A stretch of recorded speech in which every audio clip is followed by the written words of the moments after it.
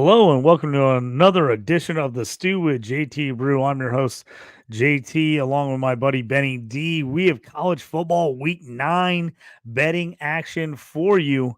We're going to go over all the games, a lot of big ones this week. College football just keeps heating up week to week to week. It's been a great season. Stick with us here as we're going to break down all the action. You're in the stew.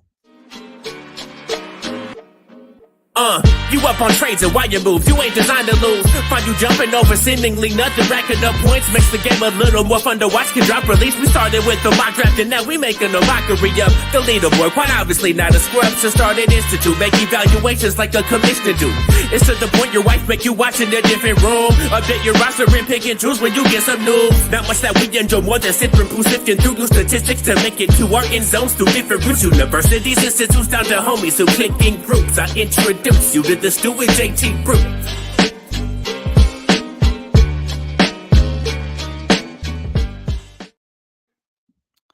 Welcome into the Stew with JT Brew. Benny D, thanks for joining me. Another week of college football. It seems impossible that we're 9 weeks into this thing. I tell you what, this 12-team playoffs, we're not even here yet, and I'm already fired up about it. I'm already fired up. I think this thing, I tell you so what. Many scenarios. So many scenarios and so many big games coming up. And I tell you what, I've heard a few people say, like, I was kind of against 12 teams. I thought it was too many. Oh, it's making the season better. It's making it so much better. I think so many people have eaten their words on, like, oh, it's too many teams. It's like, oh, there's only 3 or 4 or 5 or 6 teams maybe that could win it. Man, when you get Boise State losing to number 1 Oregon now by 3 in a game they were winning, and now you're telling me you were going to keep that team out of it if they keep winning? No. Yeah, you got to get them in there.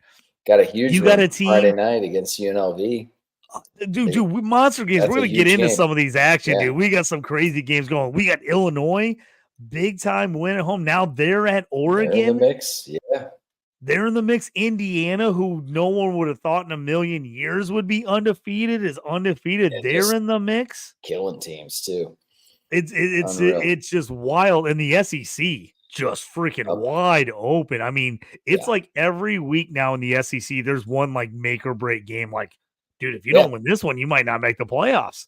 No, because there's so many other big games. That's the thing. That's what's making this even better than I think people expected, because nobody feels like they're completely out of it. So it's like every game is a huge one. And even a team like, I was kind of looking through the SEC, like even a team like Ole Miss, where people wrote them off, it's like I was looking at their schedule, I'm like, if they were to go ahead and win out, like they got to be in the mix to get in. So it's like it's going to be the next like 4 weeks are going to be crazy. Yeah, you got Ole Miss right now sitting at 5-2, and we'll talk about them a little more with the big game. 5-2, but their losses aren't at top 10 LSU and Kentucky by 3, and Kentucky's played everyone tough. So it's not like that's a normal. That's not like a normal Kentucky loss, where usually you're like, oh, you lose to Kentucky, oh, you're trash. Like Kentucky's been good this year. They play tough with people tough, and you got to look the rest of the schedule. Ole Miss is going to be favored in every game but Georgia. Yeah. If they upset Georgia, they'd be 10-2. You're in. You're in if you win that game. And here's the thing: if a couple other teams fall apart, a 9-3 Ole Miss in the SEC with 2 of their losses to Georgia and LSU, 2 top 10 teams that are in. You still, you're on the outside looking in at 9-3, but hey, a couple of their losses from other people. You could still easily get in as a Big Ten or an SEC team, I think. Yeah, that's the thing. It's making it to where a lot of teams in the country still feel like they're alive right now that wouldn't have last year with a 14. So it's making these games, they're almost like playoff games in themselves. They got to be, these teams have to be all in on these games. So it's making it fun. I wish they would have done this years ago, I'm excited. But it's like you said, it's so many more scenarios where it's like, before you could have looked at like 8 to 10 games on the schedule at the beginning of the year and be like, oh, that's the game that you're going to make the playoffs or not. Like you're Ohio State and Michigan. Whoever wins that game's getting in. Right. If you're, Texas, Oklahoma, or, you're Alabama, Tennessee, Alabama, Georgia game, whoever wins that game's getting in. Now it's like, well, you lose that game, but you come back against everybody else. You could see that team again in the playoffs. And especially since they have these automatic bursts with the conference winners. And even some of these conferences that aren't as good have some teams showing up right now. So we'll start off with the first game tomorrow night. Well, actually on Thursday night, excuse me. Well, let's before we get into that, nope, I'm skipping it. We're gonna skip the Wednesday games right now. I don't like him at all. Here's what I'm gonna say: Liberty 5-0 against 0-6 Kennesaw. It's 25.5. Liberty's been terrible about covering this year, but Kennesaw State is awful. Hammer Liberty. Hammer Liberty. I think Liberty absolutely I almost put that bet in last week because I was like putting a bunch of bets and I saw that bet. I was like, I need to put that. I was like, oh, wait, that's not till next week. I didn't want to put it in my parlay and wait all week, but I'm hammering Liberty. Jacksonville State, Middle Tennessee State, that's 20.5. I'm probably avoiding that game altogether. Yeah, maybe. The only thing you can say about Middle Tennessee State, both those teams, neither one of them can stop anybody. That's going to be. I don't know. Yeah, it's at 63.5 is the over-under on that. Well, and you got to see Liberty's at 25.5 point fair, over-under is 46. They don't think that Kennesaw State can put up any points in that game. And you know what? Kennesaw State's coming off an ugly game against Middle Tennessee State where they lost 14-5. Yeah. I was like, I thought it was a high-scoring game. Kennesaw can't score against Middle Tennessee, then they can't score against anybody. So Liberty's probably the play tomorrow. For sure. I think that's the way to go. I think Liberty's gonna put it to them. But let's get into my Syracuse Orange. 5-1 at number 19 Pittsburgh 6-0. I don't know who's had Pittsburgh 6-0 at this point in the year, but it couldn't have been a lot of people. Man, they've looked really good. They've won a lot of close games, and this ACC is going to come down to the wire, man. I know the conference isn't as good as some other conferences per se, but there's some like pretty interesting teams in this conference. You got Pittsburgh undefeated. You got Miami undefeated. Syracuse at 5-1 where I know they're kicking themselves. They choked a game at home earlier this year against Stanford where they gave up a last-second field goal or they would be undefeated. And then you got nipping at the heels Clemson, who has looked fantastic since that opening game loss to Georgia. They've been rolling people. And all of a sudden, we got the ACC here. We got some action as far as some of these teams and a chance to make the tourney. I'm sorry, I thought I was going to sneeze there for a second. So I'm pulling up the ACC, looking at the standings here for them right now. Like I said, 7-0 is Miami. They're undefeated. 6-0 Pittsburgh. Clemson at 6-1, but they're undefeated in conference. Their only loss is to Georgia. Then you have SMU, the new dogs. They're in the top 25 at number 22. They're 6-1 and undefeated in the conference. And then sitting right behind them, you got Duke at 6-1, 2-1 in the conference. Syracuse 5-1, 2-1 in the conference. And then you've got Virginia Tech, Georgia Tech, and Louisville all there at 4-3, 5-3, and 4-3. So again, this ACC, outside of the absolute gigantic disappointment that is Florida State, they've been just absolutely horrid, but outside of them, this has been actually a pretty good conference. I think this I'm excited to watch this Pittsburgh Syracuse game. Syracuse coming off the bye week. I think this one's going to be a barn burner in Pittsburgh. Yeah, I'm with you. This is a hard one to bet. I think the line's pretty much where it should be. I'd be tempted to take Syracuse in the points. I mean, Syracuse has been able to put up points against everybody. It's going to be a wild game. It should be a fun game. I mean, there's some good ones here on Thursday and Friday. So yeah, we've actually, I tell you what, we've gotten some really nice Thursday, Friday action this year. Yeah. In the past, we've had some kind of like stinker games, but there's actually been some really nice Thursday, Friday matchups. I'm with you on this one, Benny. Syracuse, I think this one's going to be real close. I think it's going to be, I think this is a one-score game. It's 5.5 right now. I'd love to see this thing push up to 6.5, and take the Cuse in that one to cover, just because I think they can win this game. They can win it outright, but I mean, Pittsburgh has been real tough, and now they're at home. So this one's going to be, super interesting in this one. Well, we got a couple comments here from our guys. He goes, our buddy Gail Clark says, I want Akron at Ohio on Tuesday night, 8 p.m. Maction, baby. He wants that Maction. He wants that Maction. He's like, bring me that Maction. This Conference USA garbage is brutal. I have to agree with him. These last couple Tuesday night Conference USA games have been real bad. They've been real bad. Gail, I agree with you there. We miss those old days of just 42-41 MAC Tuesday night games where everybody's putting up the points. These Conference USF games have been ugly. It's like the couple teams at the top of the conference are okay, but everybody else has not been great. So agree with you there. And our buddy Mike jumps in and says, would the Hurricanes automatically win if they were the Hurricane Dickas? Hurricane Ditka, Cherry Tree, whoever they're playing, negative tree. I like it. I agree. They're trying to get to the Miami Hurricanes. Have won a couple close ones. They're going to be in the mix, but I was looking up the schedules to see kind of where some of these teams will be at in the next couple of weeks as we kind of talk about going towards the playoffs. So for Syracuse, their schedule after this at Pitt game, which will be a huge one if they can get by, they're home for Virginia Tech, which they notoriously struggle against. They got home against Virginia Tech, at Boston College, at Cal, home for Connecticut, and then they finish the season home against Miami. If they could get through this gauntlet and get to Miami, that last game of the year, that would be really, really interesting, as that one would be for the ACC, chances for the ACC title and to get into the playoffs.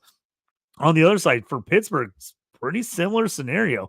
If they can get by Syracuse, then they're at SMU, home for Virginia, a tough one at home against Clemson, but they avoid Miami. They've got Louisville and Boston College. So even though these teams are off to a great start, not easy pickings the rest of the year for both these teams.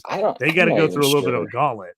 Yeah, this whole conference is up for grabs, man. I'm not. Miami should have like 2 losses, really. I mean, they've been given every gift known to man. I mean, if there was, the luckiest football team in the conference or in the entire country, they've won Miami. 3 straight absolutely barn burners down to the wire games. Huge for a team that's 7-0. You'd think they'd be a lot more dominant than they have been. They start off the year great. The last 3 weeks has come down to the very end. I'm not saying they're not good. They're a good team, but man, they've caught some breaks, and it's like I can't see them getting to that last game without a loss. I mean, they feel like something's got to break against them. The crazy thing is they probably have the easiest schedule of this group. Yeah, so they're at home against Florida State, who's been god awful. We'll talk about this game because I think this is a massacre waiting to happen. Then they're home against Duke. Duke has been pretty good, but Duke at Miami, I don't like as much as if Miami had to go to Duke. Georgia Tech could be a sneaky one. The question is going to be the health of their QB, whether Haynes King is back yet or not. If he's there, Georgia Tech, I think, can give them a game. So that one could be interesting. They're home for Wake Forest. That should be a win. And then, like I said, that last game of the year at Syracuse up in the Dome would be a wild one, harken back to the days of Donovan McNabb and company taking on the Hurricanes back when both of those teams were in the Big East. Would be pretty interesting. So got some fun stuff there as far as ACC goes. Benny, what's your picks for the ACC? What's your top 3 here? Who do you think? You got Miami, you got Syracuse, and you got Pitt right now as the top 3 dogs in that conference. Yeah, don't forget about the SMU though, man. SMU is sneaky. That's sneaky. You're right. Too. So I don't know. But like I said, I think it's up for grabs. I think Miami. I didn't realize their schedule was going to be that easy.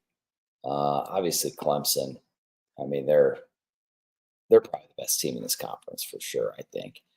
And then it's just we're gonna just have to see. It's gonna be a wild. It's gonna be a race to the end. Yeah, I just pulled the SMU schedule. So we got SMU's at Duke this weekend. Then they're at home versus Pitt next week. Boston College, they're at home against Boston College, who's been sneaky good. At Virginia, who's actually been really feisty, and then they finished the year with Cal, who's been in every game and has played really good defensively. So that's a interesting rundown. And then let's look at the Tigers. Clemson actually on bye this week, so they're going to get to see some action, see what some of these other teams do. But after that, they're at home against Louisville, at Virginia Tech, at Pitt, the Citadel, which they'll roll, and it's going to be really interesting because if they finish out and win and somebody else loses in the ACC, they finish the year with non-ACC opponent South Carolina, who has been much improved this year. That ought to be a heck of a game.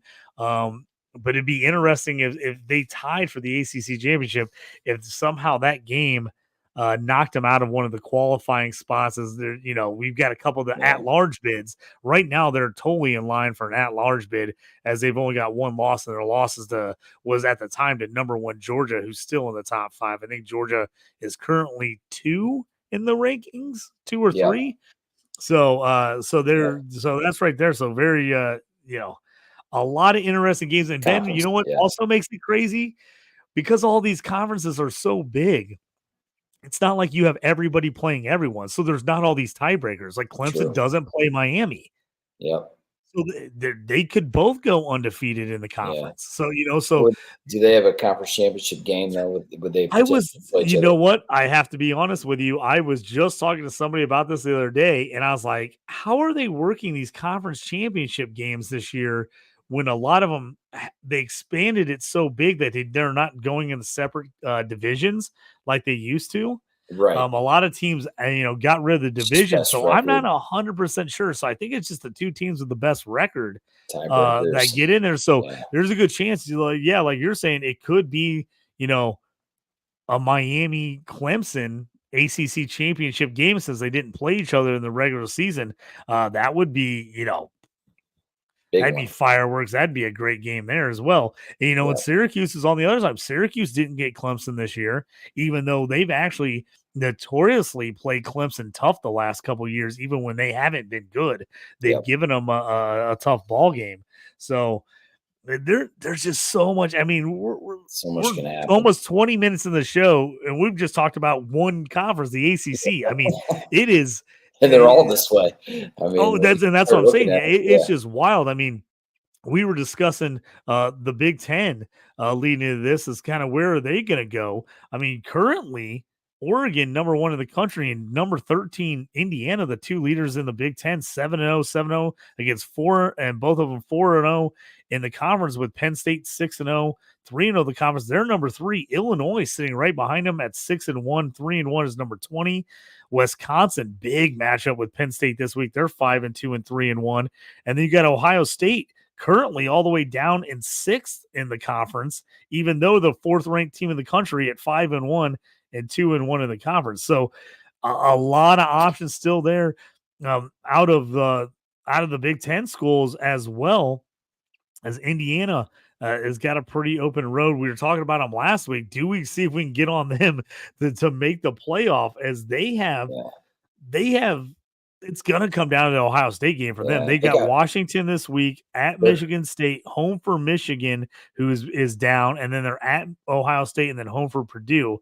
The question is, if they go 11-1, with their only loss at number 4 Ohio State, because they're not a big name, is that going to get them dogged in the polls a little bit?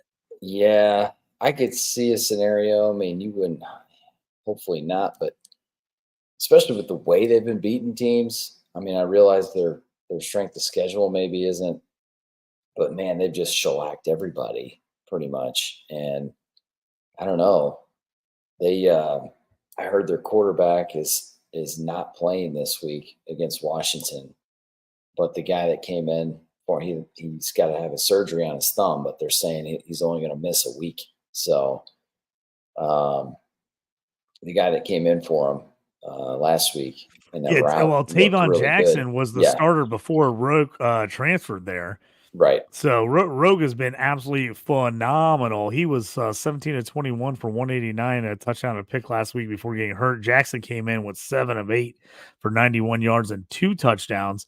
Yeah, so hopefully So they can get by Washington here. I don't think it should matter. I mean, we'll see what the spread is. They're still yeah, favored a touchdown, yeah, I think, yeah, at home. But game at home. So that's one that you think they could get. So it'll be interesting there with Indiana. Believe me, I never thought we'd be talking about Indiana and a possibly play. I mean, I would have. Usually, we don't even talk about Indiana and possible bowl period. games, much less a playoff. Yeah. Interesting, and we'll get into a few more of these games as we get going and talk about the head-to-heads and what that means. Let's real briefly, let's jump in and talk about the SEC and where we're at there. As LSU currently, this is the wild thing as we're talking about all this, no undefeated teams left in the SEC. None. All have gone down with the losses this last week. 6-1 LSU, 3-0 at home. They've absolutely buried me on a couple spreads that I still can't believe they didn't crush UCLA. They're 6-1, up to number 8 in the country. Texas A&M 6-1, 4-0 in the conference. They're number 14. Georgia's 6-1, 4-1 in the conference. They're currently number 2 in the country. Tennessee, after the huge win against Alabama, they're now 6-1 overall, 3-1 in the division. They're 7th in the country. Missouri, nice little pop back win against Auburn, a game it was just ugly as could be. Missouri looked like they were going to be completely out of it. They were going to blow it. They're 6-1, 2-1 in the conference, number 21 in the 21 in the country, as they have a monster matchup with Alabama this week. Texas, the former number 1, they go down to Georgia. They drop to 6-1, 2-1 in the conference. They're number 5 in the country. Vanderbilt at number 25, 5-2 with a 2-1. Missouri dropped 4 spots in the rankings when they won in overtime against Vanderbilt. And then Vanderbilt comes back and beats Alabama the very next week. Now Vanderbilt has Texas. That would be a monster upset if they could turn around and beat Texas and Alabama in the same year. Just quit playing football at that point, as you've done hit the mountaintop. If you're Vanderbilt, that would be unbelievable. And then Alabama 5-2, 2-2 in the conference. They're number 15. And then you've got a feisty South Carolina team at 4-3. Arkansas has been better than expected at 4-3. Florida's sitting there at 4-3. Mississippi, Ole Miss is all the way down. I'm trying to do the math. It looks like they're only 1-2 in the conference. They're 1-2 in the conference, 5-2 overall, 1-2 in the conference. They're down at like 14th in the SEC. But like we said, they've only really got Georgia as their toughest matchup left. If they could somehow swing through, a bunch of these teams still have to play each other. This SEC wide freaking open. And I think this is, again, if you go 10-2 in the SEC with how tough it's been, I think you got to make the playoffs. And I even think if you're a Georgia or Alabama or a big time school like that, Texas, I think 9-3 gets you in just because of the hard schedule and who you probably lost to. Yeah, I think that's the scare for Indiana, right? Is, they they end up with 1 loss and somehow they get snuffed by a 2-loss SEC team just because of, the SEC. But man, I don't know. I mean, I know these teams are good in the SEC, but I don't know. I guess I'm a little bit of a Big Ten homer, but I just think. Yeah, the biggest thing that's going to end up burning Indiana if they don't get in is the strength of schedule. It's just been about as easy as you can get. So far right now, Nebraska, who they just beat 56-7, which was an impressive win, I think. Yeah. That's been their toughest game. Outside of that, Maryland was the next best school they've played. So you're going to get a down Washington team at home. A game now at this point is looking like you should win. You're going to be at Michigan State, who's feisty. That's not going to be a give me. And then you're at home against Michigan, which you would have thought would have been one of your hardest games. I don't know when the last time they beat Michigan, but it's got to be a long time. I mean, I'm going to have to look it up. But I was also thinking that. I'm like, I don't know if they've ever beat them. So that Ohio State game is going to be an absolute, a monster of a game. If they get shellacked in that game, I think you could see them getting left out with one loss. If they keep that game close and they lose at Ohio State by, like, say, a score, then I think everyone's got to look at them like, oh, never mind. They're not just, it's not just an easy schedule. But I tell you what, this schedule is going to matter. I hate to say at the end of the day, if you only have one loss, it's like, yep. I don't know. It's all the uneven schedules, I think, is the thing that's going to be interesting. You know what I mean, Benny? Like, with all these teams not playing even close to the same teams in the same conference, it's going to be interesting to see kind of how the committee and how the voters are going to kind of look at this whole thing. They're gonna maybe have a tougher job with this 12 teams than they would with the 4. You know what I mean? Because there's so much more to consider at this point. So yeah, they'll screw it up somehow. Somebody will get snubbed. Because that's the way it always works. I mean, unfortunately, they got about an impossible job. No matter what they do, somebody's going to feel like they got screwed, but that's just the way it's going to go. And then the last kind of major conference we'll talk about real quick before we get into the games for everybody. You got the Big 12. That's another wide open conference. Right now, you got BYU, number 11. They're 7-0. Undefeated in the conference, 4-0. Number 10, Iowa State. They're also 7-0, 4-0 in the conference. Kansas State, 6-1. They're number 16 overall. Big matchup. I will be there in Boulder this weekend. Cincinnati taking on Colorado. Whoever loses this one is pretty much out of the mix. A win will keep you still in gear in this one. So 5-2 Colorado taking on 5-2 Cincinnati, and also right behind both those teams, 5-2 Texas Tech and 5-2 Arizona State. So a lot of teams still in the mix this weekend. Yeah, headed there with old Walkie J, my niece Avery. It's her birthday on Thursday, and so we're going to the game for her birthday and going out and hang out with her and getting to see a game. I looked at Colorado. I almost went to school there, but I've actually never been to a football game at the stadium there. So pretty pumped for that. Yeah. Pretty pumped to see Walker, my son, and one of his favorite players is Travis Hunter. He's pumped to see Travis Hunter in person. So hopefully he's healthy. He's been a little banged up with the shoulder, but hoping he's going to be healthy, and we're going to see quite a performance, hopefully, for the Buffaloes going against Cincy. Out on the field pregame, they get the Buffalo running out there. That'll be pretty cool. He'll get fired up about that. So, yeah, that'll be fun, man. I was going to ask JT, Rocky Mountain Top High. That's right, buddy. You're going to get out there, hang out, enjoy the weather. What's the chances? I can't remember. Somebody brought this up to me last week, but if the Raiders end up just totally sucking, and then they draft Shedeur and then hire Dion as the head coach. Dude, I tell you what, and this is going to sound crazy, but I said Vegas was going to take Shedeur Sanders before the season started. Man, before the season started, like it could happen. When I said the Raiders are going to draft Michael Penix, and if they don't get Penix for some reason, he doesn't get to them and they don't take him in the draft, I'm like, they're going to tank. And they're going to end up getting Shedeur Sanders next year because it feels like that is the spot for him to go. Yeah. I could see Dion going there, even if Dion just for some crazy reason decides to stay in Colorado. I think Shedeur Sanders. I think that's where they end up. I think they want him bad. I just think that's where the Raiders are going to be all over him. I think people sell tickets, Oh, absolutely. Absolutely. Sanders family in Vegas equals money. That's right. Yeah, it's pure money. I just don't think Dion in Vegas, baby, was sure.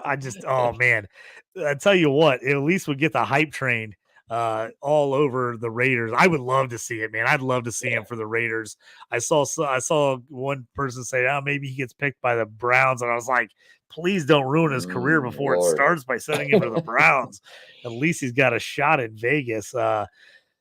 But he was my pick, and people thought I was crazy. And I said that Shedeur Sanders was going to be a number one quarterback picked in the draft. People said I was absolutely a lunatic, and I didn't know what I was talking about. And now I'm glad to see everyone else is starting to come around and be like, oh, maybe he is the number one pick in the draft. I'm like, hey, man. Yeah, should have listened to me. I've been saying it for 2 years now. Yeah. All right, Benny, we're half an hour into the show. We've been talking playoff talk, even though we're only just a couple weeks in. But hey, gotta love the playoff talk. It makes everything that much better. Let's get in to the weekly bets here. Let's pull them up. We'll jump through here on DraftKings, some of our games we like. We kind of talked about this Syracuse game already. It's 5.5 currently, over under 63.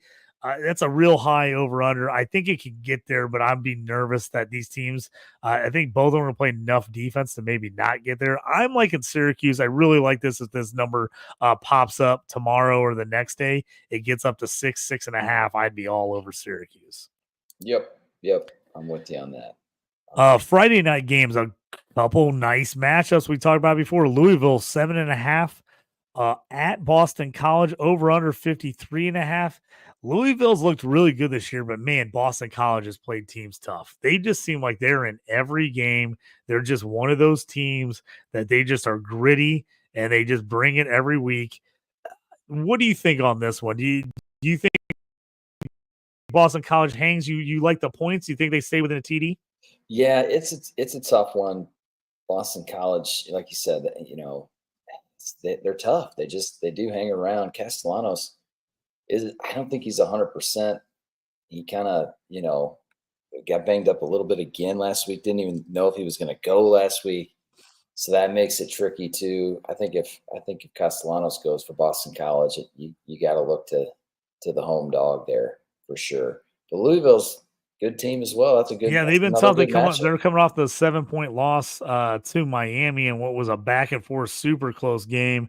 Boston College, the biggest loss of the year last week, a 42-21 loss to Virginia Tech. I think they could. I think they could bounce back. Castellanos played last week, decent game, 205, 2 touchdowns for him. 20 carries, 58 yards. But Virginia Tech finally.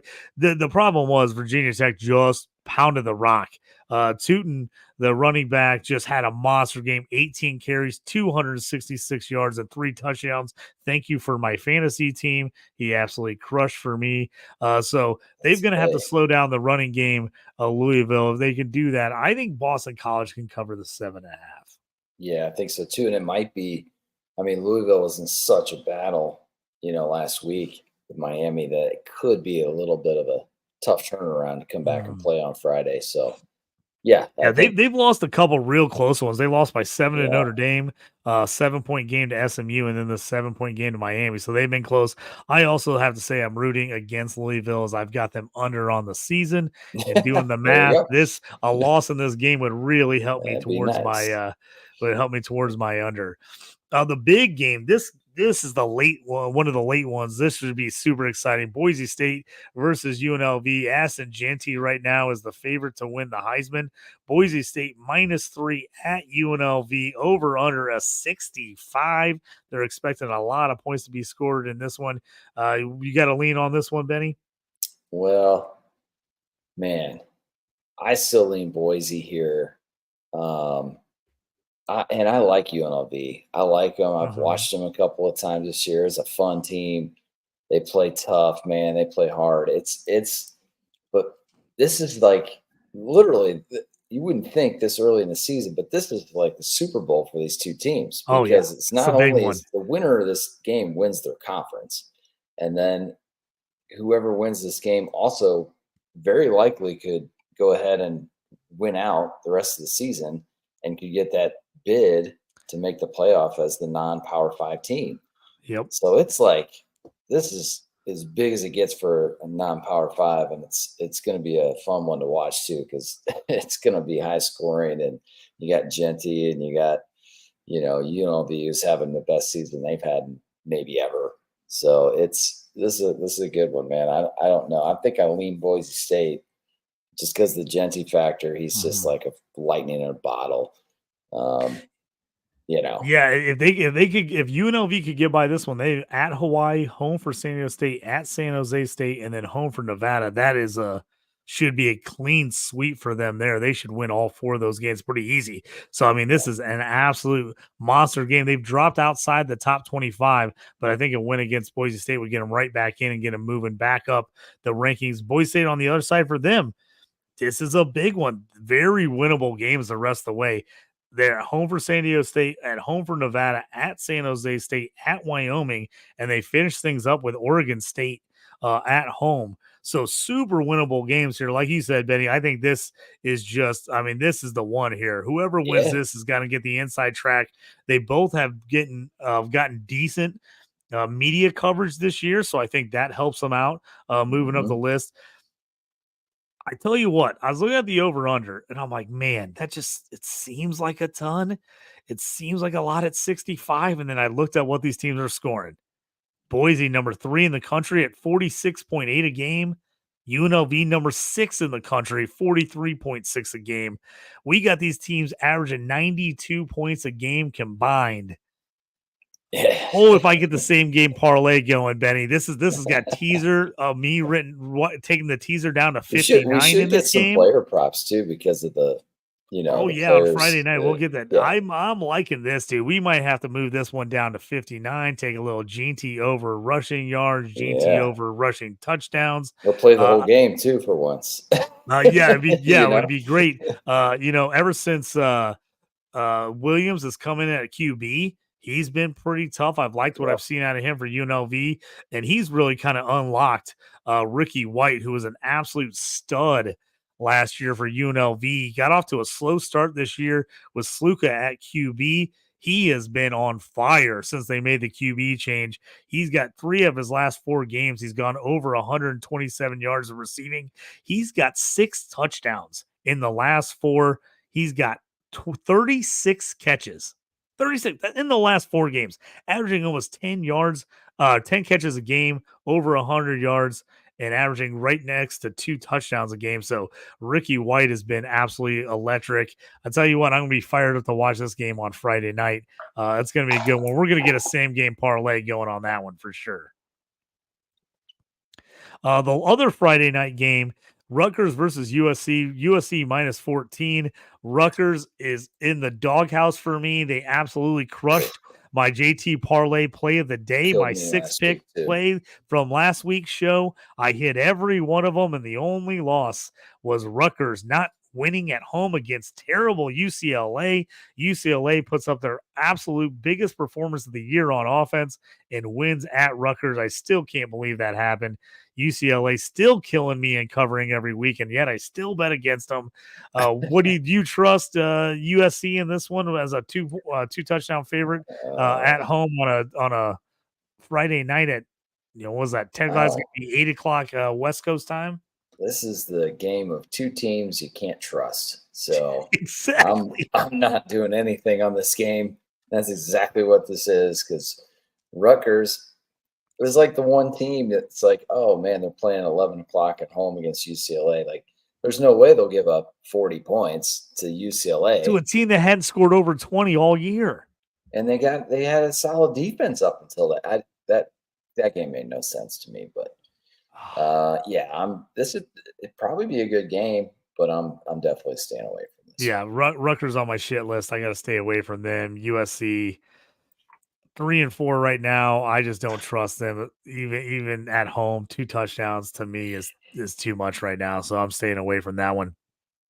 We talked a little bit about Indiana. They've been your team. You had them a couple Plums bets this year with them. They're minus 6.5 at home against Washington. They do have the backup QB in the game. Yeah.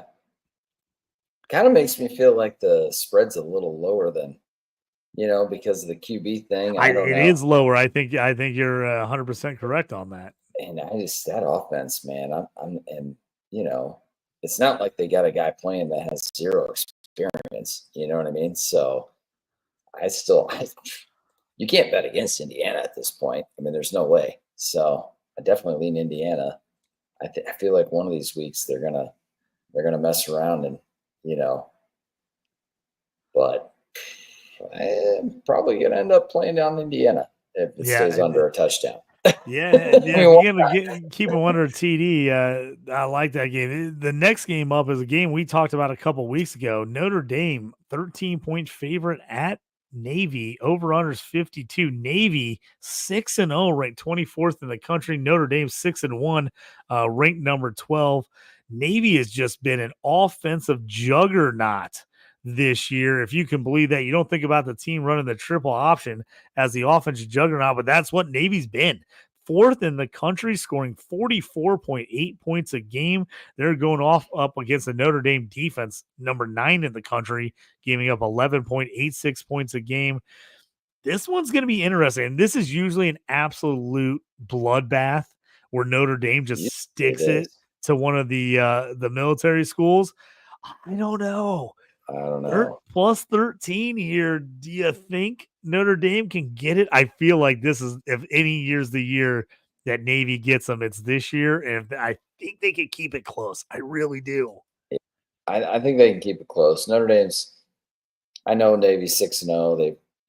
They're putting up crazy points for a Navy team, but it is Notre Dame. Notre Dame, really, since that loss to Northern, has pretty much destroyed everybody they've played since. They've been hammering people.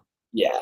And Notre Dame's another team that still has playoff hopes. I mean, if they make it through the season and their only loss is the one weird loss to Northern, I mean, it is Notre Dame. They're going to want to throw them in there.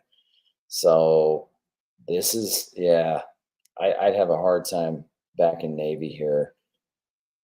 But, man, that's what I would want to do. I'm rooting for Navy for sure. I know. I really want to I want to take the points. I want to take Navy like plus 14, plus 15 to cover 2 touchdowns. Yeah, but here's the thing is Notre Dame, you'd have thought this would have looked bad against them. But the way Navy and Army have played is both of them are ranked in the top 25 right now.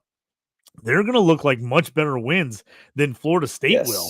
And they've got Florida State next week and then Virginia and then at USC to finish off the year. This is a team, Notre Dame team, in prime position because you also have they won at number 20 Texas A&M at the opener, and Texas A&M just keeps moving up the charts.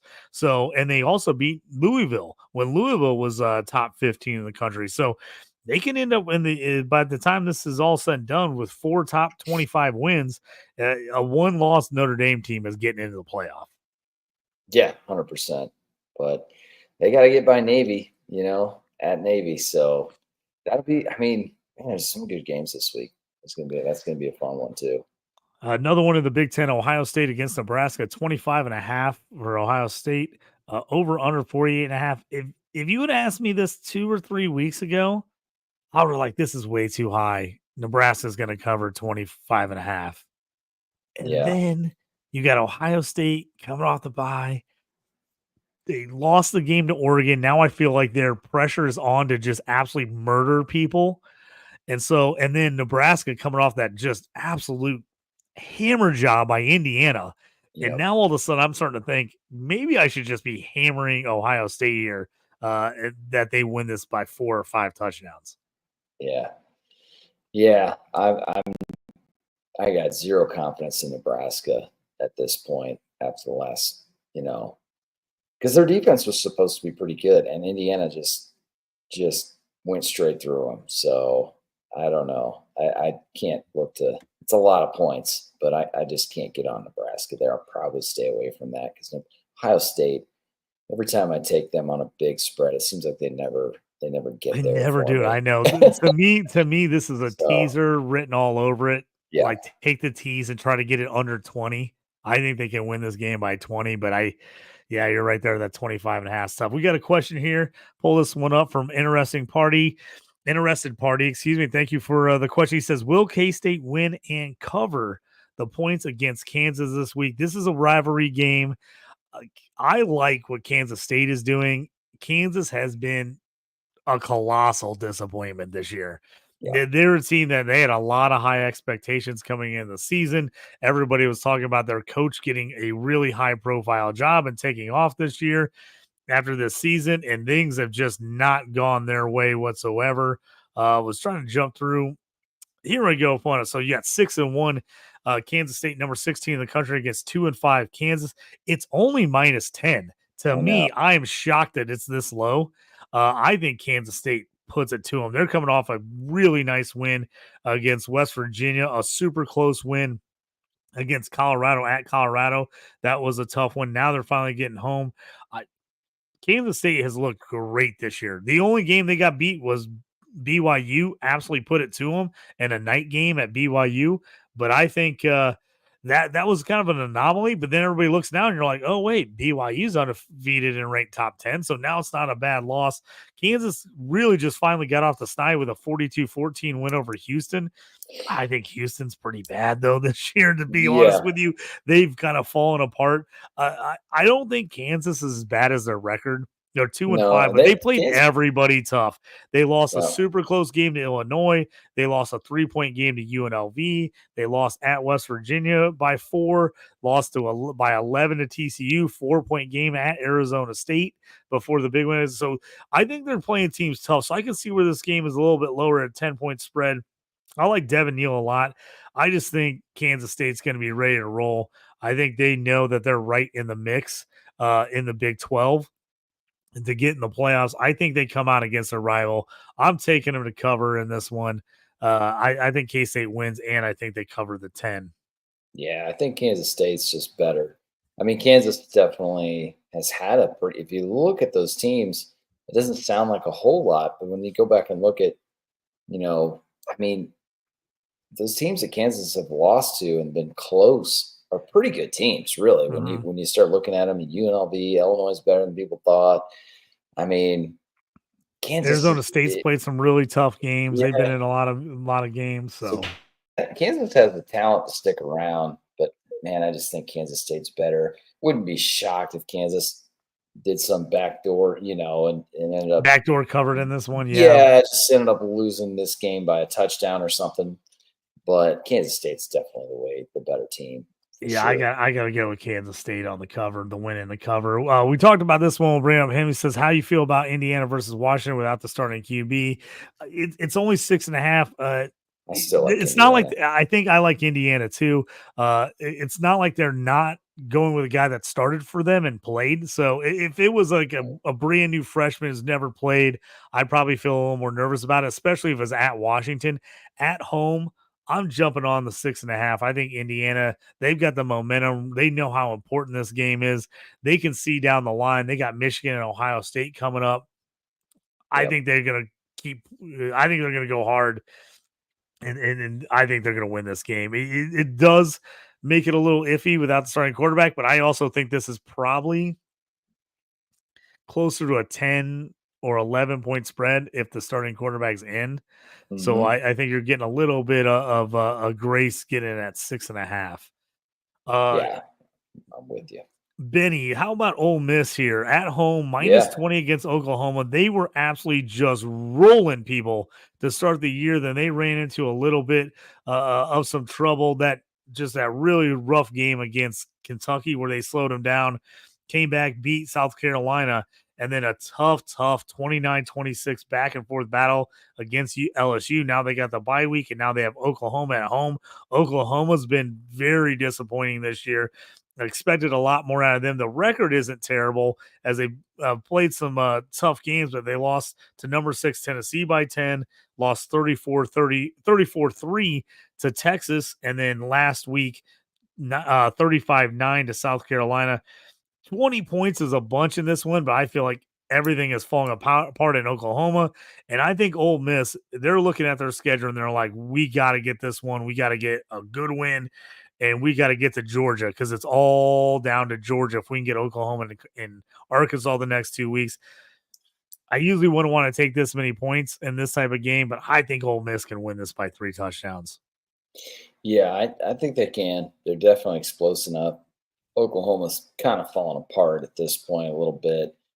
But I did read something today on Twitter. It was like Oklahoma, the last time Oklahoma was a 20-point or more dog in any game was like 1997 or something crazy like that. So that probably sounds about right. This is a wild outlier for Oklahoma to be a 20.5-point underdog. Whew, that makes you a little nervous. It does make you nervous. Well, and it's like I really don't know if I want to take Mississippi that much, but I just like, man, I feel like they really are in the spot where they need a come back and smoke somebody game to kind of get going in the right. But you know what?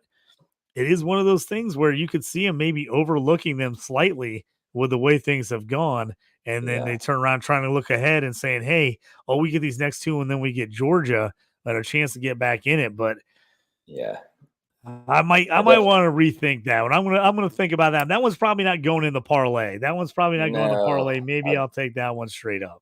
Yeah, I'm probably gonna stay away from that because it's a high. I could see it going. I can see Oklahoma just hanging around in this thing, especially after the way they lost last week. But it could be one of those things too, where Oklahoma feels like it was a season crushing loss. They've got 3 losses now, and the wheels might have just come off completely. So they might get rolled. I don't know. Mm-hmm. So, what do you think? You got any feelings on this Arkansas Mississippi State game?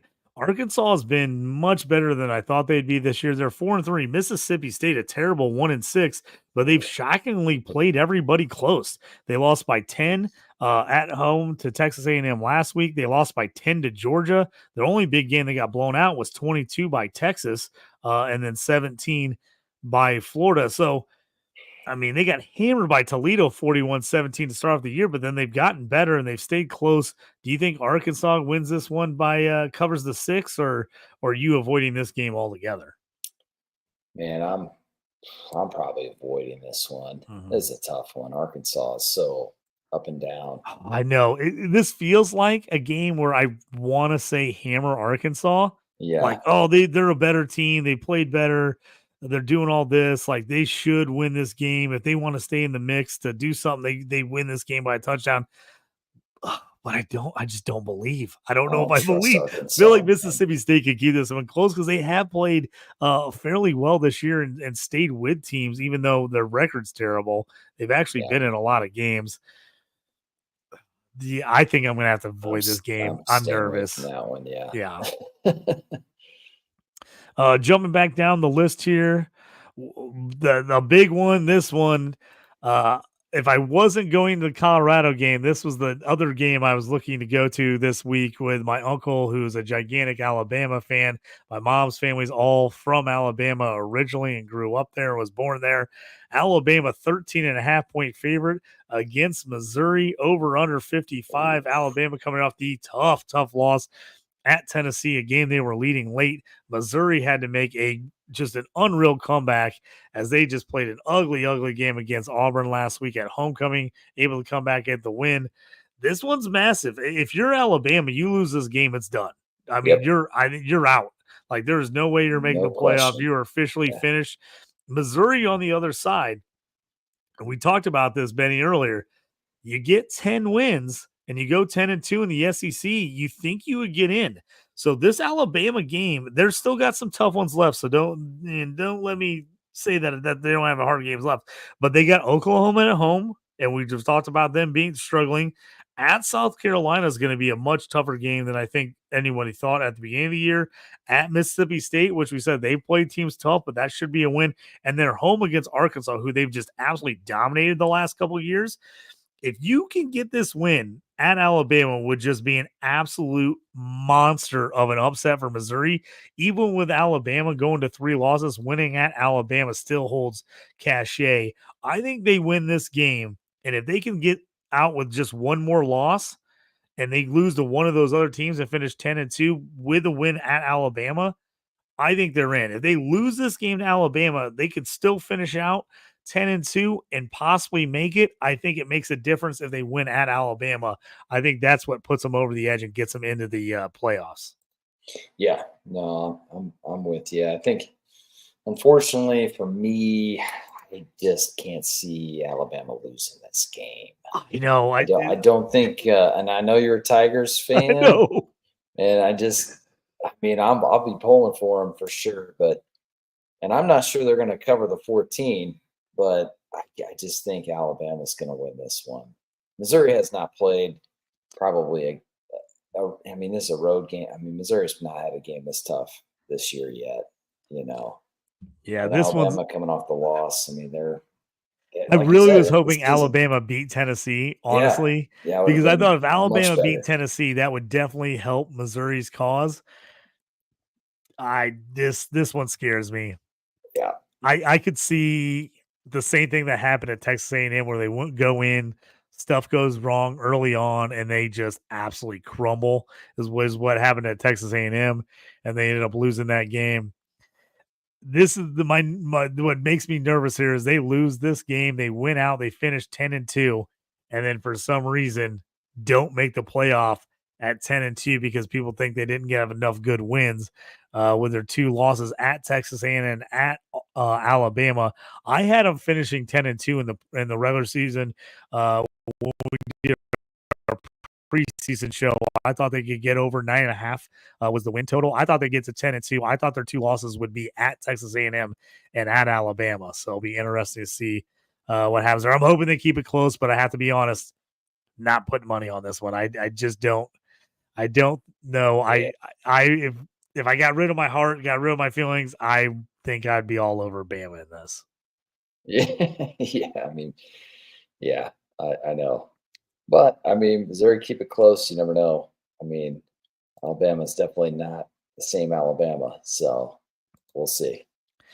Here's one that I'm a little confused on what's going on here with this spread. BYU is a 1.5 dog at Central Florida. Over under is 55 in this game. BYU currently the number 1 team in the Big 12. We've seen Central Florida have some good games, but they've also struggled this year. I was really, really shocked when I pulled this game up and saw that BYU was a dog in this thing. It's going to be tough for me not to take them here. Yeah, I mean, I don't get it really either. Like, is this a trap game? I mean, what am I missing, Benny? Tell me what I'm missing that a 7-0 team is going to a 3-4 team and is a dog. It's got to be. I mean, if you look at BYU's schedule, I mean, Oklahoma State is really proven to not be as good, as people thought. Arizona, not as good as people thought. But they beat Kansas State, and Kansas State's pretty darn good. So I don't know. Maybe they're just looking at the schedules and going. But if you look at if you look at Central Florida, like their schedule. I don't know. I don't know. Thing I think that I can think when I was looking at this, Benny, was Iowa State. Who's also the other undefeated team in the Big 12. They lost by 3 at Iowa State last week. Played them really tough. Yeah. And that's what I'm wondering if that's what's giving them a little bit of the advantage. They played really tough at Iowa State. Now they're at home against BYU. And like you said, that Kansas State win is a really nice win. But if you look at their other wins, they're not. They won and it was nice wins, but they're not impressive when you look at them in hindsight of how those teams are playing other teams this year. So I feel like this is a trap game, but I can see myself taking BYU anyway. Yeah, I mean, the spread just screams trap game. It's like it's one of those where if you just look at the line and you look at the records of these teams, you would think, well, I better take UCF because they know something I don't. Yep. So that's what it's telling you.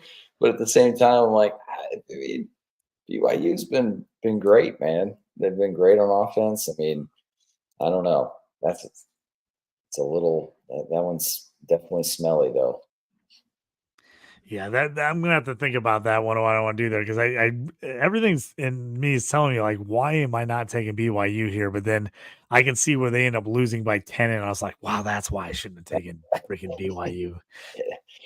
So that would be. Let's jump through here some of these later games down the list. Got any thoughts on Texas Vanderbilt? If Vanderbilt beat Alabama and Texas in the same season, like I said earlier, would be the most insane thing I've ever seen in my life. Number 5 Texas 6-1 at number 25 Vanderbilt 5-2, 18.5 point favorite is Texas right now, over under 53. Man, does Vandy have another monster upset in them? I don't know. They just barely got by a terrible Ball State team last week, 24-14. I'm wondering if they're losing a little bit of the heat. Yeah, they might be. A little bit of that momentum might be wearing off. Texas, obviously, after losing the way they lost to Georgia, needs to come out and kind of reestablish, a little dominance. So I think that's why you're seeing this 18.5. But I don't know, man. I could see Vanderbilt covering this number, though. They've played sure. everybody tough this year, keeping it within 17 at home. Man, I could see him doing it, but it's like, how much more do you believe in Vandy? I guess as we keep looking, it's like every week, like, do we believe him again? Do we believe in him again? That one's gonna be tough. That one, if I'm gonna take Vanderbilt, to be honest with you, I'm gonna wait till just before the game. I'm gonna wait and see if all the money comes in on Texas and this thing gets up to 20. If it's up to 20 and a half, I think I might have to sprinkle on Vandy here. I just don't think I'll be able to help myself. Yeah, no, I'm with you. Definitely. Other game, just because we talked about them earlier, Miami. Do you think Miami just absolutely hammers Florida State? It's minus 21 right now. Usually this is a monster rivalry. You have Miami 7-0, Florida State 1-6. Florida State's coach is all over the hot seat. I think they want Dion at Florida State after they turned him down earlier for the job. I think Miami absolutely puts it to Florida State. I just think Florida State is not good. Miami's got through a couple close scares. I just think this would be the spot where they're just like, they just want to really rub it in Florida State's face at home. Yeah, I mean, Florida State's every bit as bad as you could possibly imagine. I mean, last week I did the dumb thing of betting Florida State, and it was crazy as they had chances. They really did, but the fact that they didn't cover that game just goes to show. I mean, you can't cover against Duke, and they had so many chances to do it. You just cannot take Florida State. I mean, Miami should win this game by 3 touchdowns. Easily. That's where I'm at. I mean, you just at this point, I don't know how you can have any.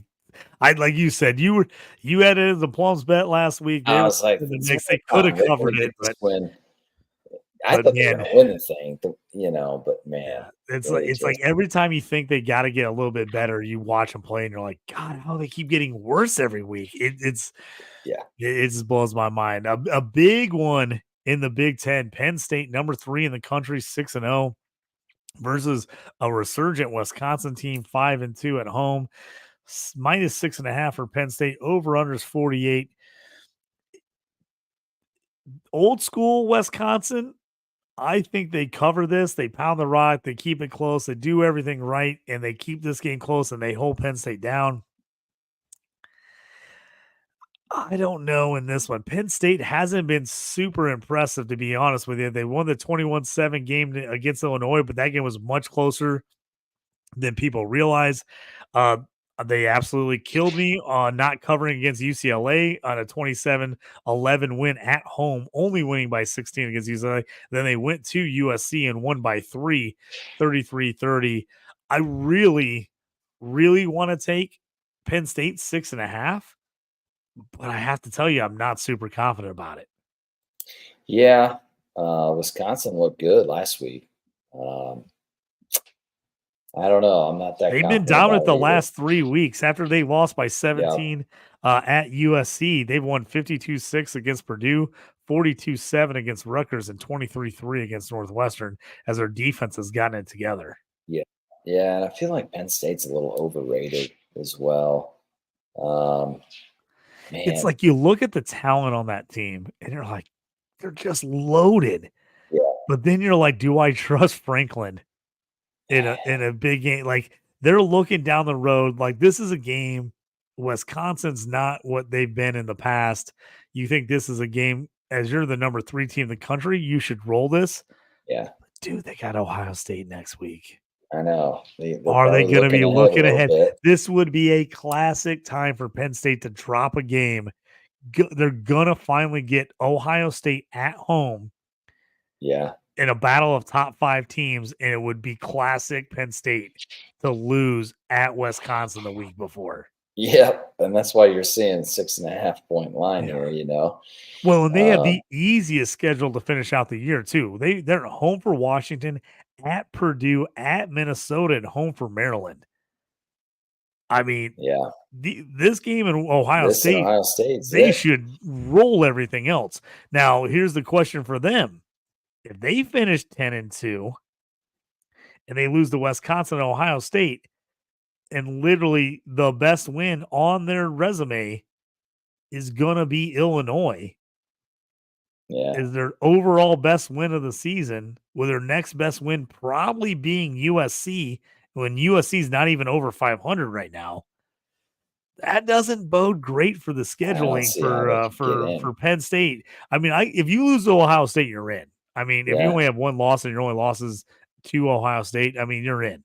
Yeah, but that's the same scenario Indiana's going to be in. Basically. Exactly. If so Indiana only loses one game and you lose to Ohio State and Wisconsin, and then they're picking between Ohio State, Oregon, schedules, Penn State, and Indiana. I know. This is what's going to get so crazy. There's going to be decisions to make. I feel like Penn State, though, they're going to screw around and lose a game they shouldn't. And it may not be this one. They might end up losing to Maryland or something down the road, and that'll screw them. But yeah, I don't know.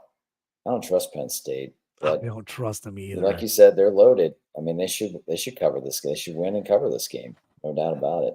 They definitely should, but it's got me real nervous. Let's move on to the SEC. 7:30 Eastern, 6:30 Central game. Texas A&M, LSU, another big battle. A&M 2.5-point favorite at home against LSU. This feels like this is about right on. This should be a barn burner game. A&M is finally seemed like they're putting it together. They've been really good at home. I've liked LSU. I love Garrett Nussmeier. They've got enough firepower to win at Texas A&M? That's the question. Right now, they're number 8 in the country. A&M is number 14. Both of them 6-1. Whoever loses this one is going to have an uphill road to make the playoff. Whoever wins is going to have the inside track. It'll be really nice there. I don't know what you think here.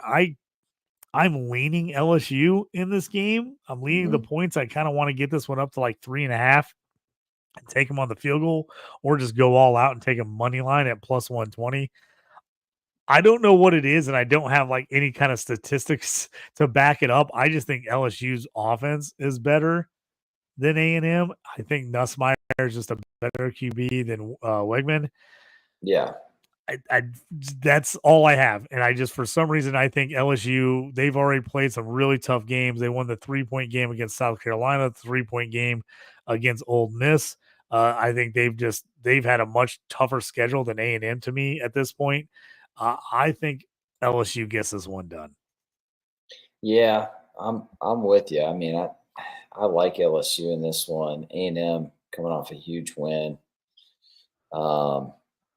Again, so there's two teams that still definitely believe they're alive, to get in this playoff. So all these games are big. But I mean, when it comes right down to it, LSU's defense has not been good. Like, they haven't been great, so they're definitely going to leave it open. But if you compare in the offenses and the quarterbacks, like you said, LSU is definitely a more high-powered offense. So I'm going to have to lean taking LSU and maybe get a field goal here. Although I feel like this line might actually go the other way. So yeah, I can say both. If I'm getting on it, I'm probably going to jump on LSU plus 120 on the money line just to win this thing.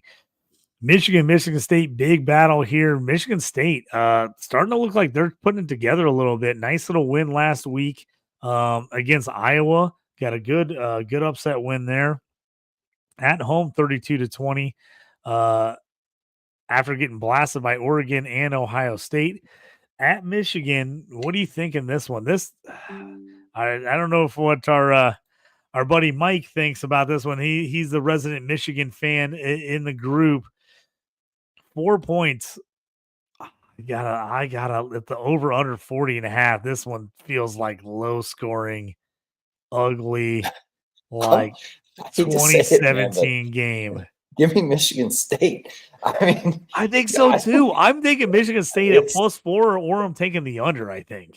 Man, it's like the trajectory of these two teams are going in the opposite directions, man. Michigan State seems to be getting better as the season goes on. And Michigan is, man.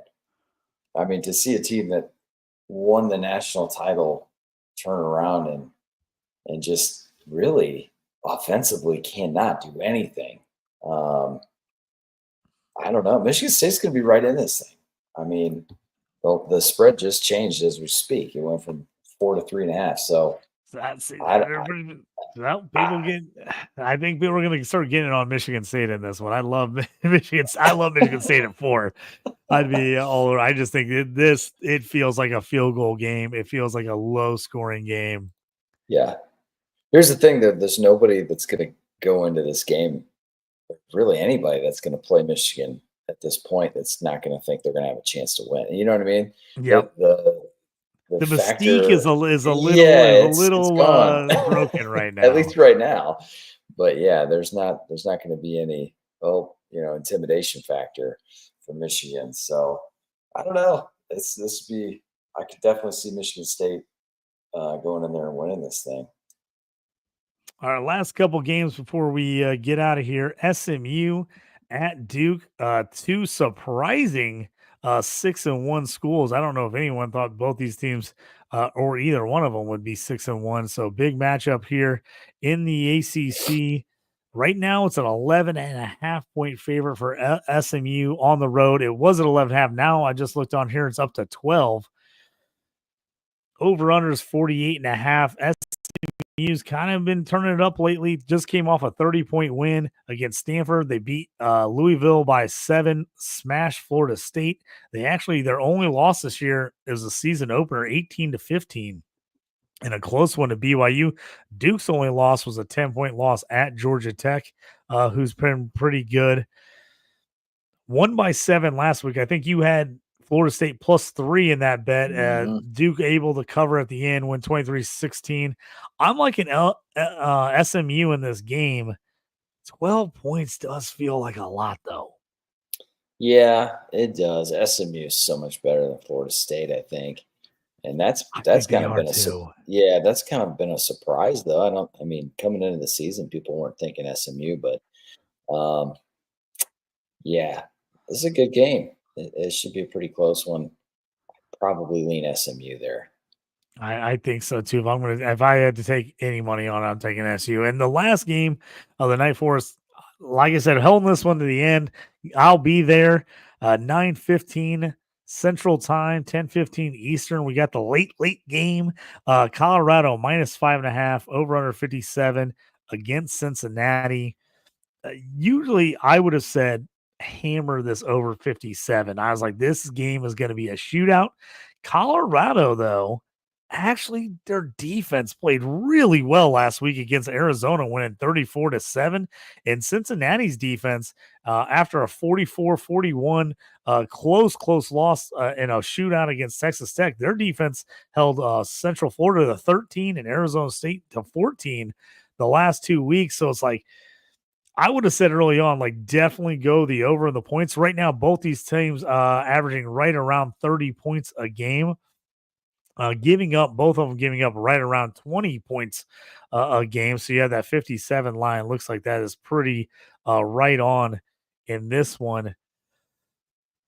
Oh man, I'm taking Colorado to win this game. I think they can win this game by touch. They just feel like the defense is starting to get together. The offense has been looking really solid. A real tough loss at home. I think Travis Hunter going out in that Kansas State game, losing 31-28, was a really tough loss. He's been banged up. He sat out a lot of the Arizona game because they were up, but he's supposed to be a full go in this one. Benny, I'm going to ask you a couple other questions after this one. What do you think? Do you like Colorado in this one? I like them at 6 or 5.5, and I feel like I'm going to have to put money on them quick because I feel like it's going to go up. I feel like the money's going to come in on Colorado. Yeah, I think it is going to go up. I think Cincinnati's pretty decent, though. They are. They've been solid this year. Yeah, I think this is going to be a good game. Yes, very good game. I do like Colorado. I do like them at home. They've kind of started to gel a little bit. You know, they had a few rocky games early in the season, and man, they I know Arizona's not as good as people thought coming into the year, but they really, like you said, defensively played great last week. And I don't know. I think there's too much talent on the Colorado side. I think they can cover this one. Yeah, I mean, if you look at the Cincy losses this year, right now they come in this game 5-2. Their only losses are undefeated Pittsburgh by 1 point in the second week of the season and at Texas Tech 44-41 in a shootout. So this team is 4 points. They've lost 2 games by 4 points combined, and they're 5-2. I mean, this team could be undefeated right now. So I think this is going to be a battle. The 5.5 is a little worrisome, but I think Colorado can win this by a touchdown. I do think it's going to be a good game, but I am going to get on Colorado. I will probably jump on quite a few player props in this one. I do like the Shadur Sanders 300 plus passing yards and 2 touchdowns. I will tell you, Cincinnati prop, a guy I've been all over this year and I absolutely loved him. Xavier Henderson, the wide receiver for Cincinnati. I'm going to jump on the over probably catches and yards for him. He's had a couple down games this year where he's only had 2 catches. But outside of those, he's been pretty much locked in for 6 to 8 catches every week, couple 100-yard games in there. So I'm looking to probably put him in a player prop there. And then on the other side, I really like Travis Hunter, but the injury has me a little bit nervous of kind of how much they're going to let him play both ways. So I'm going to lean Javonte Wester is kind of the guy that whenever Hunter doesn't play, he seems the guy to be kind of step up. He's right now second on the team with 34 catches for 445 yards and 7 touchdowns. He's the guy I kind of like to take the over yards for him. He's a real interesting one. And it's kind of, I feel like Colorado gets this one done. I will throw it out here. This is a question. I've been kind of posing this to a lot of people. I currently have Travis Hunter to win the Heisman at plus 7,500. I put the bet in last December. So this tells you how early I was on Travis Hunter for the Heisman. I got him at plus 7,500. I got a current cash out at $500 for him. Right now, I need to look. He was second in the Heisman race, right behind JT. Him being hurt the last couple weeks definitely lowered his profile. But if he can come in with some big wins, and somehow this Colorado team could win the Big 12 and get into the playoffs, I think that would be absolutely monstrous for his Heisman case. Currently, JT is the one leading the way, which me and you will talk about every week because we have him for the Doak Walker Award at plus 750. So that bet is looking like an absolute lock at the moment. But you think about this game, if Colorado can get by Cincy here, they're at Texas Tech, home against Utah, who is not nearly as good as we thought they would be, at Kansas, who's not as good as we thought, and then home for Oklahoma State. They win this game, they could finish 10-2. They could possibly be in the mixes. They do not play Iowa State or BYU, which makes it tough for them. They would need one of those teams to lose, but they're right there. A 3-point loss against Kansas State, and then the loss at Nebraska in the second game of the year, 10-2. It would be a very outside shot at 10-2, but I don't think Colorado's completely out of it yet to make the playoffs. No, I don't either. And I mean, I'm with you though. I don't see Cincinnati being able to stop Colorado. I think Colorado's going to put up a lot of points in this game, and I don't see Cincinnati being able to really slow them down. It's just whether or not Cincinnati's going to be able to score at the same pace as Colorado. So, if they make a couple mistakes or they get a couple of 3-and-outs and Colorado gets rolling, I mean, this is definitely could be a cover. And then, like you said, Colorado, they go on to win this Big 12, which is still totally possible. I mean, there's going to be a push to get them in the playoff because that's going to be exciting as well. So, I'm excited for the next 3-4 weeks of football here. It's going to be wild to see what happens. Yeah, I think there's a ton of stuff could go. And I'm going to have to look at when these player props are officially ready to roll. I'm going to jump in here and give you my JT Parlay play of the day here. JT Parlay play of the day. Same game parlay. Let's see if they got any of the props here. I'm going to take Colorado. I'm going to take the over in this. Let me see if they got any of the player props up right now. So Colorado and the over, you can get right there. They do have some of the props up. All right, Benny, let's build this thing. JT Parlay. I'm going to take Shadur Sanders over 300 passing yards at minus 185. I'm going to take him at 2+ touchdowns. Minus 425 there. Receiving props. I told you I like LeJohntay Wester. I'm going to take Wester over 70 yards receiving. Travis Hunter, I've been loving. I want to take him, but the injury has me a little concerned. I do like Xavier Henderson. Told you he's pretty much been locked in. I'm going to take him at over 60 receiving yards. And then let me get some anytime touchdown scores here. I'm going to get Henderson at plus 100 with an anytime touchdown. And I'm going to get Wester at minus 110 as an anytime touchdown. Putting that all together for my JT Parlay play of the day, I got an 8-pick parlay, Colorado minus 5.5, over 57. Shadur Sanders, 300+ passing yards. Shadur Sanders, 2+ passing touchdowns. Wester, 70+ receiving yards.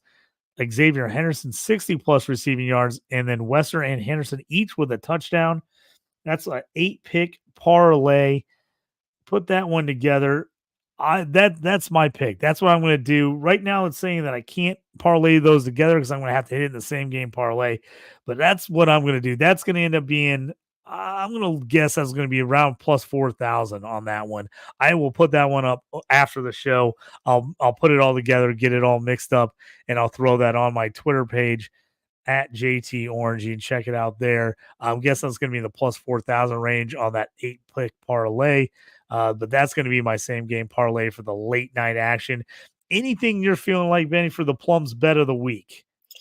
I don't know. I've been back and forth here. I've been thinking about this. I kind of want to just take Indiana again, but I'm not gonna do it, even though I do think they're gonna cover. Man, I'm kind of back and forth here. I think what I'm going to do, I'm going to take Penn State. I do think at some point they're going to either not cover or lose a game that they should win. I don't think this is one of them, though. I think Wisconsin's just, I don't really think they're that good. I don't really believe that they're that good. I mean, they beat Northwestern last week. It's like, they beat Rutgers. Rutgers obviously has not looked good in the last 2 weeks. And they beat Purdue. I mean, those three teams are not good. I just think Penn State's going to get it. They're going to win by a couple touchdowns against Wisconsin this week.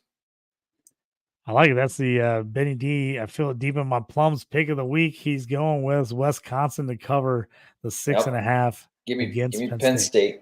Penn State. Oh, you're going Penn State. Sorry, you're going Penn State minus 6.5 against Wisconsin. Yep. Sorry, getting ahead of myself on the other one. Yes, I you know what?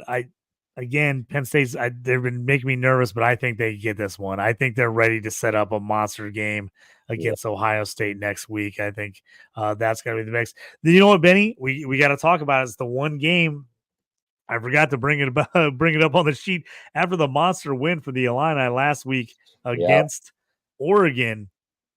Or sorry, against Michigan at home. Absolute unbelievable crowd there in Champaign, tailgating everywhere. People were going nuts for the Centennial. If you didn't see the jerseys that Illinois won, you missed out. They had hand-painted helmets that look like old leather helmets. They were Red Grange 100 Centennial. It was fantastic. Right now, Illinois on the road at Oregon, number one Oregon, minus 21.5. Oregon favorite, over under 54.5. What do you think? Can the Illini stay in this ball game? Unfortunately, I don't think so. I mean, I hate to say it, but man, Michigan's just not. They're just not that great. We really should have probably got beat by Penn State worse than we did. I'm as big an Illinois fan as anybody, but I just don't see it happening, man. Oregon's not probably going to take us lightly. I mean, and Oregon's got one of the best defenses in the country. So I think this could be a tough one for us. I don't see us. I don't know. I think I'm not even sure we're going to cover the number. I hate to say it, but I think this is definitely one where Oregon gets us pretty good here. Yeah, this one's tough. I think I'm going to have to avoid this one. I'm hoping Illinois can make it a game and stay in it, too. but I can see Oregon. I can see Illinois just not having enough offensive juice to keep up in this game, and Oregon eventually just pulling away and getting that cover. It's kind of been what they've done all year. They've just been able to just do enough to get up and just they pull out that 25, 26, 27 point win, something in that range. So I'm hoping it'd be great. 2007, the last time Illinois played a number one team on the road and they upset Ohio State with Juice Williams and company. It would be amazing to see that happen again, but I'm with you. It'd be a wild one. It'd be a tough one. If they won it, man, things will get real shook up in the Big Ten and all over the country. But a ton of great games this week. So hopefully all you people out there don't have a lot to do on Saturday. Great game on Thursday and a couple real good games on Friday. I mean, we're just loaded with good action. So Yep. Be another fun week. That is gonna do it for us here on the Stew with JT Brew. For Benny D, I'm JT. Stew with JT Brew on Fantasy and Friends. Make sure you like, subscribe, check out all the action. Wednesday nights, tomorrow night, all kinds of shows. 4 back-to-back shows here on Fantasy and Frames. We've got your redraft, we've got your Dynasty, we've got your IDP, all the good stuff. So make sure you check us out. And then every Tuesday night, me and Benny D going late night here on the College Football Betting Show. Make sure to check us out on our Twitter. We'll add some bets, some things we kind of discussed tonight as we feel better about some, and we see where some of these lines move and some of these player props pop up. We'll jump in on that one. I'll jump in and put my Colorado same game parlay together, and I'll throw that one on my Twitter at JT Orange. For Benny D, I'm JT. May all your bets hit and the trading never quit. Check you next time on the Stew. You up on trades and why you move, you ain't designed to lose. Find you jumping over seemingly nothing, racking up points, makes the game a little more fun to watch. Can drop release, we started with the mock draft and now we making a mockery of the leaderboard. Quite obviously not a scrub, so start an institute, make evaluations like a commissioner do. It's to the point your wife make you watch in a different room. Update your roster and pick and choose when you get some news. Not much that we enjoy more than sipping through, sifting through the statistics to make it to our end zones through different routes. Universities, institutes, down to homies who click in groups. I introduce you to the Stew with JT Brew.